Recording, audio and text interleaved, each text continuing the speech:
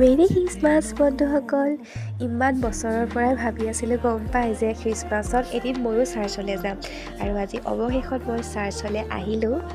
আৰু চাৰ্চলৈ অহাৰ প্লেনিংটো মোৰ কিমান দিনৰ আগৰ আছিল গম পাই, প্ৰায় 5 বছৰ মানেই হ'লেই প্লেনিংটো। আহি পেলাই মই এতিয়া কেণ্ডেল লগাই ল'লোঁ আৰু আজি মই আহিছোঁ আমাৰ মাইনাকেইজনীৰ লগত, গৰিমা, শিৱানী আৰু আকাংক্ষা। আহি পেলাই আমি কেক খালোঁহি আৰু ইয়াত যীশু খ্ৰীষ্টৰ ইমান ধুনীয়াকৈ জন্ম কাহিনী আৰু বাকী কাহিনীবোৰ দেখুৱাই থৈছে। তাৰপিছতে আমি অলপ ফটো তুলিলোঁ, ভিডিঅ' কৰিলোঁ। আৰু চাৰ্চত যদি বেলেগ কিবা নিয়ম কৰিব লাগে তেন্তে নাজানো, অকল কেণ্ডেল লগাব লাগে বুলি গম পাওঁ, সেইটো কাৰণে কেণ্ডেলে লগালোঁ।